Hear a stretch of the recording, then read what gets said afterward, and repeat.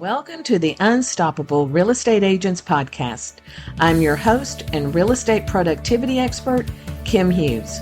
Join me as we focus on real strategies and implement real solutions designed for you to achieve major success in your business and life while getting you organized. Hi, everybody. This is Kim Hughes, and today we're going to talk about some changes that are coming at you beginning February 1st regarding your Gmail and your Yahoo email accounts and how it could affect your deliverability. We're going to cover all of that today with Julie Hoflin, who is the owner of VersatileVA.com. And she is my tech person on the company. And when she brought this information to me, I said, I think this is very important information that real estate agents need to know because y'all are not diving into the technology side of your business. So that's why we have Julie on the call today. And I am very excited to have her because she knows what we need to do. So welcome, Julie. And if you'll take a minute and just share with us your background and what you do. Thanks, Kim, and thanks for having me. Yes, so I have been a virtual assistant or part of the virtual assistant industry for a very long time. I did take a little break, a 12-year break, but my first business was in the 90s, and then I returned again in 2009. And since then, I have been offering more technical services, systems integration, which includes email marketing, which is what we're going to be talking about today. And yes, so I have been in business since 2009. That's great. Well, I think you and I have pretty much started, back when, years ago, we have run across each other's paths over the year. And then when I started realizing I needed help with technology and funnels and email marketing, all of that, that's where you came in. So you've been a true blessing to my company. And I know that the information we're going to deliver today to our audience is going to appreciate all the knowledge that you're bringing to this subject. So again, we're talking today about the upcoming changes to your Gmail and your Yahoo accounts that begin on February 1st. So Kim, it's not their Gmail accounts and Yahoo accounts. It is Gmail as a provider and Yahoo as a provider. If your customers use Gmail or Yahoo to collect their mail, these are the changes that are going into effect. Now, there is another element which we're going to kind of cover.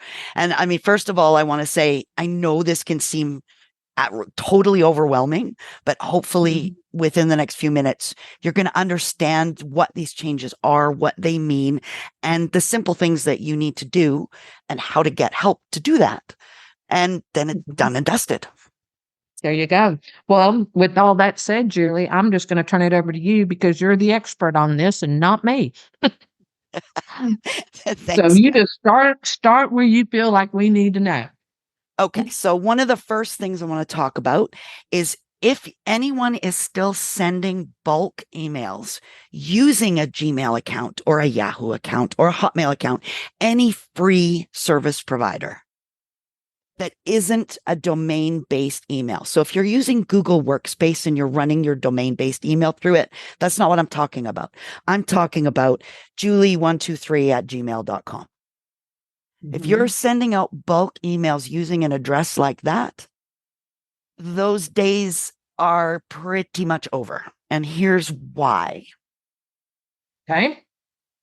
Using a Gmail address for single emails is absolutely fine. But if you're sending bulk emails out that way, because of these new policies going into effect, anyone that you send to on your list that is a Gmail or Yahoo address isn't going to get your email. And the reason is it can't be authenticated. So let's talk about what does that mean to be authenticated? Okay, so to be authenticated means you're going to get a setting. It's called the first record that we're talking about is a DKIM record. This is a text record, which is just a line of code that is turned into something called a CNAME record. Right. You need to take that information from your email marketing service and enter it at your hosting provider where your website is hosted. And what that does is it adds a digital signature to your emails saying, this is real. It's been pinged. It's a valid domain. It's a live domain. And this domain has permission, this service has permission to send on behalf of this domain. Okay. So, for example, if I was to go to my email marketing program, which could be like MailChimp, Aweber, Flowdesk, any of those, then like Constant Contact, any of those, then if I'm putting in there, because I use Aweber, so I have in there Kim@KimHughes.com. So I'm a verified account. But if I was using the email address kimhughes@gmail.com, that's where we're going to get in trouble, right? Correct. And you, as well as verifying the email address, you also have to verify that the domain is real. Domains can be spoofed. Emails can be spoofed. This is going to cut that down. And I'll explain what a spoofed email is. Do you ever get an email from yourself?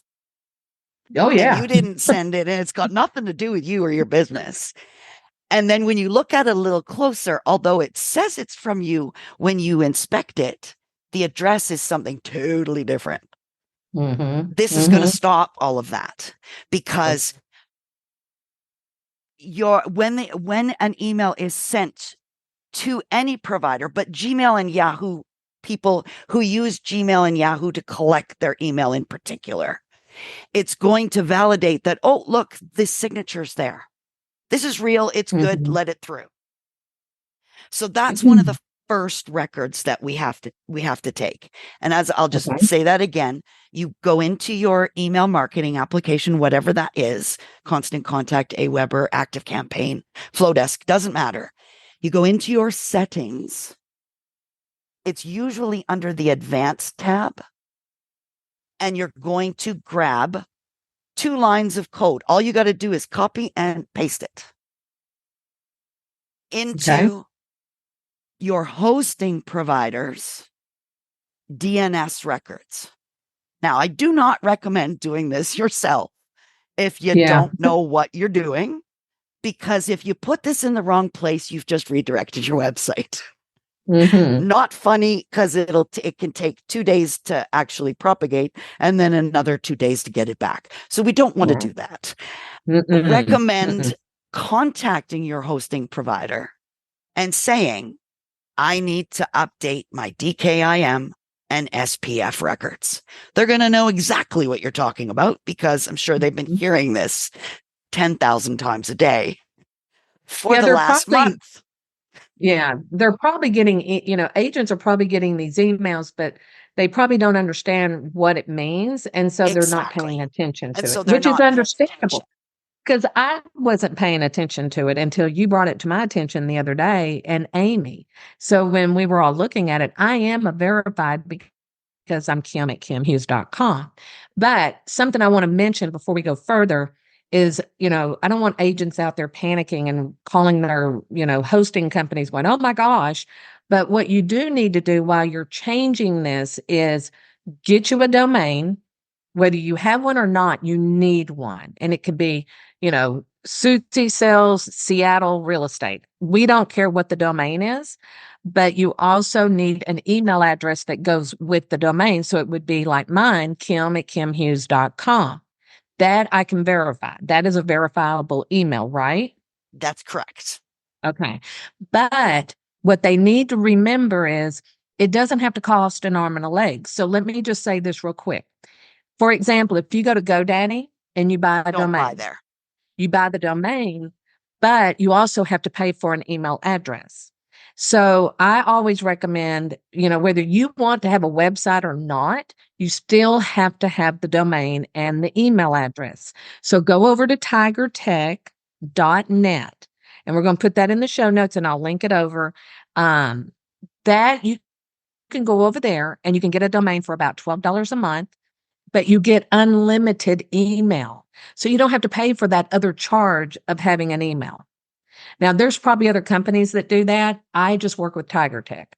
And they've hosted my website, they host my email, never had a problem. So if you're looking at a budget thing, you're going to spend about $145 a year on that domain, but you're also going to have free email. And they're a great company, to work with. So just let me put that out there that they do have a way to do it. And if you have a GoDaddy domain, just know you're going to have to buy an email address. It's a monthly charge, period. So just keep that in mind as you're listening to us talk about how this all comes together. Okay, Julie, now that I've said that, I'm going to give it back to you. Okay. The next record is that we were talking about. So we've got DKIM. The next one is SPF. What this record is it, again, it's another thing that you grab from your email marketing and it is entered in at the hosting level. And what an SPF record does is it verifies which IP addresses and domains have been authorized to send on behalf of your domain. Right. Okay. Now, finally, if you send out more than 5,000 emails on any given day, so you have a newsletter goes out to 10,000 people, even if it's only once a month. Right. What you also have to have is something called a DMARC policy. That's spelled DMARC. And what that policy does is it tells your recipient's receiver what to do if there is no digital signature in the DKIM. There is no DKIM. And there also isn't an SPF record. So let's say it's a spoofed message. What do you want them to do with that message? The policy can be as simple as do nothing. But if you send out over 5,000 a day, you have to have a policy. Right. Now, where would this policy, is it somewhere on, where does this policy home itself? Some of the tools will create one for you. Okay. Like some of the email service providers will also create a DMARC policy for you. Others, there's different tools where you can create one because you can get really creative with it and say, send it to the spam folder or reject it, flat out reject it, send it back to wherever it came from. But as long as there is no policy, but you state that there is no policy, don't do anything with it. Okay. That is okay. That qualifies and you're now compliant. Okay. Okay. There are lots of tools to generate a DMARC record. But again, your host can probably help you with this as well. Right. So what they basically need to do is, if you, as an agent, they need to, one, have a domain, two, have an email. And then if they already have this, which a lot of agents do have their own domain and their own email, they need to make sure that if they don't understand how to do it, to contact whoever is in charge of the domain, not the website, but the domain. The domain, correct. Okay. And then, because like with you help me with you help me manage my websites. So, I probably shouldn't use myself as an example, but if you have a website manager and you have a hosting company, it's the hosting company that needs that information, but your website manager should be able to help you.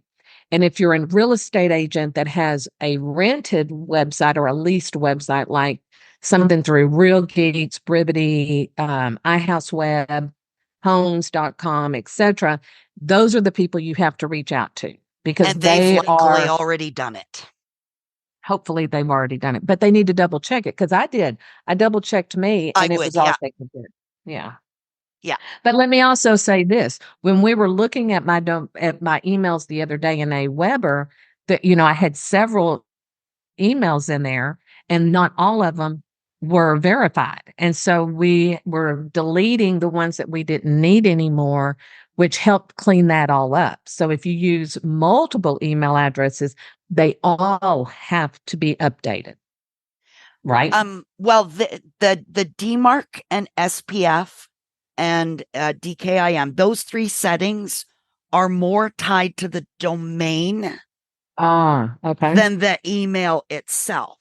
The emails will have had to have been verified in your service provider in order to send in the first place. It's not going to let you send so your emails have likely already been verified. And if you have been using a Gmail address to send, they've also been telling you this is going to end, this is going to end, this is going to end. So this should not come as a surprise. And hopefully most people have invested in a domain and a domain-based email since. It's simply going to cut down on spam, cut down on spoofing, and help improve deliverability overall. Now, if this isn't done, worst case scenario is your deliverability rates are going to drop. It's not the end of the world, but it isn't great. Right. Because all your efforts being lost. Exactly.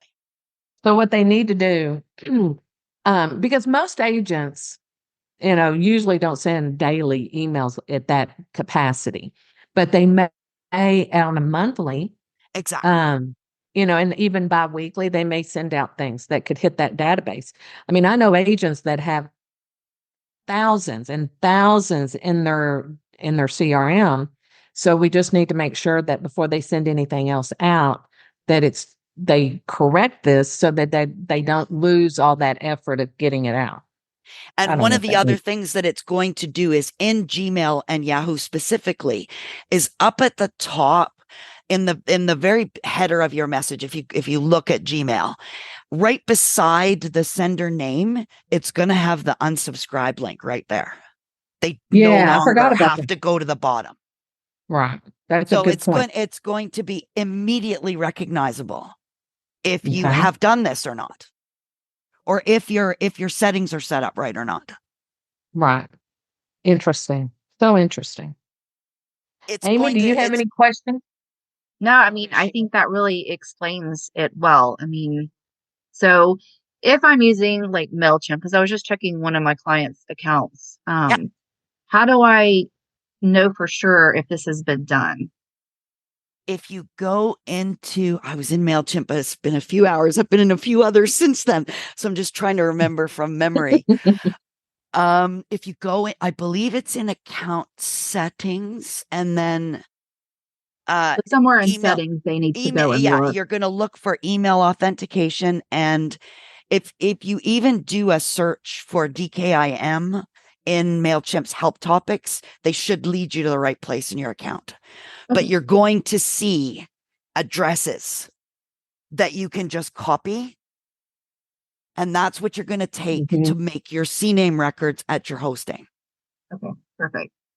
So, Julie, let me ask you this. It could be totally another topic, but for example, when we're building a website for a client, and say this has happened a couple of times this month, we're not building them as iHouse Web or the website, the real estate website company. And when we're ready to go live, we usually go into wherever their domain is. And because most people use GoDaddy, I'll use them.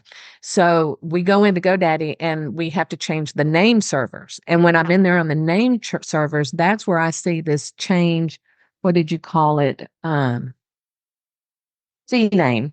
And I see that in there. So that's kind of an area that that is the exact spot. Okay. So you that's just have to make sure not to put these text records into your DNS. Right. And again, we're going to stress, call your host and have them do it. Don't do it yourself if you don't know what you're doing. If you don't know what you're doing, because you're going to set yourself back if you do the wrong thing. It's just not an area to play in when you don't know what you're doing. Okay. So what else So what else can we share with them that this has to be done by February 1st. So what I'm going to recommend to agents is get this done today, because if you have a newsletter, market stats, whatever you have going out, if it does not meet this requirement, it'll come back to bite you in the rear. They've actually, Gmail and Yahoo have said they're focusing on the people who send out more than 5,000 first. Okay. That is, it could still affect your deliverability. I can't say what's going to happen for sure, but they have, because there was such an uproar, they have kind of that their hard date of it's all happening on the 1st of February has been rolled back a little bit. And they've said, if the DMARC policy and the over 5,000 is the key thing for February 1st. Gotcha. But it will affect as it starts. Okay. I don't know if it's going to take them 3 days, 5 days, 10 days. I have no idea how long it's going to take for them to roll it out versus switching everything February 1st. So the sooner you can do it, the better. Right. Or be careful sending out any large broadcasts until you've done it. There is that. Well, you could delay your newsletter for a few days and then it's not going to matter. It's not the single emails, it's the bulk. So if you're like, you know what I mean? That's the bigger thing. Well, see, like when we send out every week a podcast email, telling our audience who, what we're talking about that week and everything. Well, that number is way over 5,000. So that would affect me if I did not have it set up the correct way. And that would really come back to haunt me, because I have a lot of people that we're so systemized here that when my database gets a podcast e-blast from me, they know when it's going, they know when my podcast is out, because it's all scheduled. And they have gotten to where they understand that, okay, Thursday is podcast day. We're going to get an blast and all this stuff. So, if you have to delay it a couple of days to get this taken care of, then do that, but make it a priority and don't put it on your to-do list. Do it now. Do it right now. It does not take long. No. It is literally going into minutes. one, copying what you need, going into your hosting, pasting it there, and then you can go back into your email. Some of the Active Campaign even has a tool built right in where you can check if the DNS settings are now correct. Okay. I can't speak for all of them, but some of them do. Okay. Or there are tools to check those settings, free tools. If you Google it, check my DNS settings, you should get a number of tools that will come up. MX Toolbox is one. MX Toolbox. Okay. We'll link that in the show notes, so people can just click on the link. Okay. So if you don't have a domain and an email address associated with that domain, you need to do that first and then go from there. And then, like we said, TigerTech, TigerTech.net. And we'll put that link below. And then the link Julie just mentioned, we'll put below. We'll try to gather as much information as we can to make it easy on y'all, so y'all don't have to go and do all the research. But just know you're responsible for doing this, and it is important. It is. If you want your emails to hit people's inboxes, if they use, because Gmail and Yahoo combined have a 78% market share. Wow. In terms of where people are collecting their emails. So this is just a little add-on, because agents, sometimes they'll get databases that they want to farm to, and, email addresses and all that. One of the things that I see when I'm scrubbing those databases for my clients is that they may have an email address, but they may not have a first and last name. And some email programs will not allow you to do that, to upload just an email address, because that's, with them understanding that's probably a bot, or you got it from a group somewhere. So keep that in mind, is if you're downloading these databases and uploading them into your email programs, one, they're probably being rejected, or two, they're getting in, but they're probably not going to get an email from you. And so you got to look at that, but you also have to look at your open rate and your bounce rate and your click-through rate and all of that to understand how those numbers work together. And cleaning your email is a healthy thing to do. It is, girl. I'm going to tell you, last year, I went in and cleaned up my database in my email program, and I got rid of about probably 2 or 3,000 people. And I have agents tell me, oh, I'm having panic attacks if I do that. I'm like, those people don't either get your email, don't want to hear from you. For whatever reason, they're not getting it or whatever, they're not paying attention to it. So why do you want to continue marketing to someone that doesn't want to pay attention to you, but you have a whole audience over here that does? So let's focus on those that do want to hear from you. And especially when it takes you up to a new tier. You're in a new tier and the pricing goes up substantially because of that one contact, where if you cleaned your email, you might not be at that. That's true. Hadn't thought of that. At that level, right? And your open rates are going to be better. Your deliverability is going to be, your rates are going to be better because the audience that you have is actually engaged. Yeah. So what we recommend twice a year. Twice a year. Okay. So twice a year, clean your twice a year, do a search to see who hasn't opened anything in the last 18 months. And then get them out. And then clear them out. Okay. That's a good point. 18 months, y'all. So if I was to be, and this may be a thing where Amy can jump in on, because we do have a couple of clients that have a really good open rate.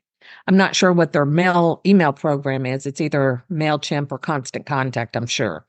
But we have one that has over a 50% open rate.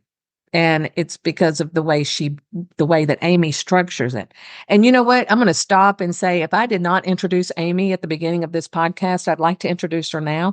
Most people know who Amy is, but I was so excited about this topic and felt so important to get it out there that I think I forgot to do that. But Amy is a team member of Kim Hughes and Company, and she works one-on-one with the clients. And so she's going to know more about it than I would, so I think that's why it was so important to have not just Julie on here, but Amy, because she can share information as well. Like we have a client in Colorado that doesn't she have like a 54% open rate? Yes, she does. Yeah. And it didn't happen overnight. It was a work, we had to work on that, but it was really good. Like we have a client right now that has a 2%. She's a new client, came over. We were looking at her stats and it's a 2%, but guess what? She's also using Gmail as her email provider. So she's somebody we have to go in and make sure that's taken care of. And, but the goal is to have at least a 30% open rate, right, Julie? Yep. That would be considered excellent. Okay. 30%. Well, there you go. Believe it or not, the average is actually a lot lower. Really? Interesting. 30% would be considered like stellar. 50 is wow. Well done. Well done. Yeah. Go Amy. I'm one that is 30%. We're working to get to 50 every month. She's like, where are we now? Yeah. So we're tweaking. That's an engaged audience. That's exactly what you want. Yeah. Because you deliver the information they want or they need, and they'll read it. And then they look forward to the next email, So that's something like with me, I got on an email list a couple of years ago where I woke up on a Saturday morning and I had, I think, 5,000 emails come flooding into my account. I immediately contacted Tiger Tech, who's my provider, and said, what the heck is going on here? And they said, I want to say they called it spoofing, but I got on that and I still to this day I usually get about 100 to 200 spam emails, so that's a problem. Hopefully that's going to solve that problem. This is going to help solve that problem because every time you send an email, when it's being received on the other end, it's being scanned for that digital signature. It's being scanned for that. If that's not there, it's looking for, does ActiveCampaign have permission to send on behalf of this? Oh, look, it does. Okay, it's good. Yeah. Love it. Love this kind of stuff. Okay. So anything else we should share with our audience about the email situation that's coming up on February 1st? Make it a priority. Make it a priority. Make it a priority. And again, it seems overwhelming, but it's really not. No. Your hosting provider will do it for you. Because they would rather you didn't mess it up. Right. So again, whoever is hosting your domain, Yes. that's who you need to reach out to. If you have not been getting information about this, then you definitely reach out to your domain company and get this taken care of, because you don't want it to come back and haunt you down the road and be disappointed when something goes wrong and you knew you had this information and you didn't make it a priority. So take 5 minutes, take care of this immediately, and then be done with it and put it off. And then that way you don't have it stored in your brain. And Hi, people. if you have a newsletter going out February 1st, maybe delay it to Monday. Yeah, there you go. Give the settings a chance to settle. Yeah. So after you make the changes in the settings, how long does it? It's pretty much instantaneously. Okay. But again, it doesn't hurt to, like, I wouldn't send a broadcast out immediately after. Right. I'd You give still it a have to chance follow. to, because just like when you change a DNS, it can take 2 hours, it can take 2 days, right? So Mhm. it's not quite the same thing as changing a DNS, but it wouldn't hurt to give it a little bit of a buffer of a day or two just before, especially if you're sending out over 5,000. Yeah. Yeah. This is great. So to wrap this up, again, check with your domain hosting company and get that changed over. And while you're at it, go ahead and go through your database and see what you can remove, and don't be afraid of it. A lot of people are afraid of removing people from their database, especially if it's large numbers. And just keep in mind that these are people that either are not getting your emails or they're not opening your emails. So they don't want to have anything to do with what you have to offer. And that's okay, because then you have all these people over here that do want to hear from you. So focus on those people, not the ones that are the negatives, right? Right. And And I then would say too, go ahead and you can export your whole database. You can download your database. You have a copy of the whole database. So when you're deleting it online, it's not like they're gone. You still have record of them. They're just not, You're just you not know, paying for them. exactly. there you go. Yeah, because I think like if you use MailChimp, you can send out so many and then you're being charged because now you're going to the next tier. So That's you right. be careful with who, that's why we say clean your database so that you don't get into that next tier by one or two people. And then just make sure you take care of all of that in there. Now, is there anything else that we need to share with them, or do you think we've covered everything to give them the information they need to get this done? Anything we're forgetting? I am just looking over my notes and I don't think so. Okay. All right. Well, then I guess we can wrap this up. And then if there's anybody out there that's kind of like, I don't know what she just talked about, feel free to drop us an email and we'll try to answer your questions and direct you in the right way. This is not something Julie or I do, but we do it for our own clients, but we won't be able to do it for outside because it's keeping us busy enough as it is. But here's what I'm also going to say in closing is that this was something Amy and I talked about before we jumped on the podcast, is it shows how techie you really are in the world, and in the world that we're in right now, being full of technology. And our sellers look to, your sellers look to you to see how you run your business, how you market your business. And then they say, okay, if she's doing that for herself, then she'll do that for me. So one thing that I will always say is if you're using a Gmail, a Yahoo, Hotmail, AOL, um, Bing, or whoever, you need to stop doing that and go get a domain and get you an email address that fits your domain. That's the professional thing to do. That is what you as a business owner, you need to do that. That's part of your branding. And it shows that you take your business very seriously. Because I will say this, if I get an email from an agent that if I'm ready to sell my home and I get an email from an agent who uses Gmail over an agent that uses their domain, it's going to be, I'm going to talk to both of them, but I'm going to lean towards the one that takes their business to the next level. And that's what you're doing is you're setting your business up for success. And this is a part of it. So it's all techie. It's a little bit more than what agents want to deal with, but it's something you still have to deal with in your daily business. Is there anything else that we could talk about regarding this, Amy or Julia? Are we ready to wrap it up? I would say we're ready to wrap it up. Just remember, this is a Okay. one-off thing. It's not something you're going to ever have to do again unless you change email service providers. But once you've done it once, you're going to have an idea of what you need to do the next time. Right.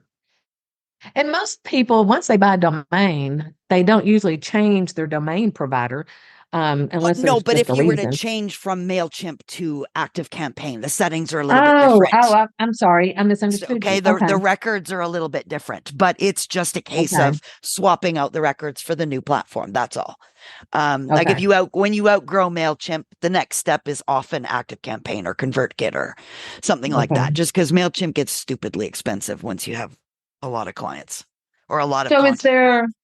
is there one that you would recommend over, let's say, the majority of our clients, MailChimp, Constant Contact? We have a couple with Flowdesk. Is there one that you would recommend for real estate agents to create their funnels and through over those? If it's built into their funnel tool, that's amazing. Mm-hmm. So Flowdesk, CartTrack, Kajabi, any of those. Okay. They are it has to be done with them as well, but or these settings have to be done with them as well. But if you can keep it with all within that, within the one tool, your tracking capabilities and your what you can do with the data and how you can easily analyze the data in an Okay. an all-in-one tool Mm-hmm. is obviously a little bit better than Right. if you're zapping things from one tool to another, right? Right. Right. Well, what we try to tell agents is, technology changes daily. But if you get in with the best program now, then 5 years from now, you'll probably be with that program again, still with that program. But if you're going with a program that is free or is very cheap and they don't run their program correctly, you're going to be doing this all over again. So in my opinion, it's better to spend a little money now and get that program, get the stellar program that answers all your questions and does everything you need it to do, and stay with it. Because that's the one that's going to always progress faster than the other companies. That's to me, a given, you know. Any of these new ones that offer lifetime deals for $39, just please Yeah, don't do it. Please don't. Because I promise you're going to be leaving within, if you make it the year, I'll be surprised. Yeah. So, it's like we always say, you get what you pay for. Yeah. If you're investing into your company, into your business, and you need to look at it that way. This is an investment of time and money into the best programs that work for you, not for others, but for you. For you. So, everybody can talk about MailChimp and all the other ones, but if they don't work for you, then you need to find one that does. And that's kind of with me. I've been with AWeber forever. I mean, I'm like literally one of the first it's one of the customers. OGs. Yeah. Yeah. And I won't change. I don't have a reason to change. They haven't given me a reason to change. And so I'm happy to stay with them as long as they are providing me. And this is what, 20 years in business I've been one of their customers. So, I'm one of those that once I find something I like, I'm going to stay with it and hopefully not have to move because of something that happened on their end. So just keep that in mind and make it simple on you, but make it efficient. Okay. So, Julie, thank you so much. I appreciate you taking the time to explain this to our audience.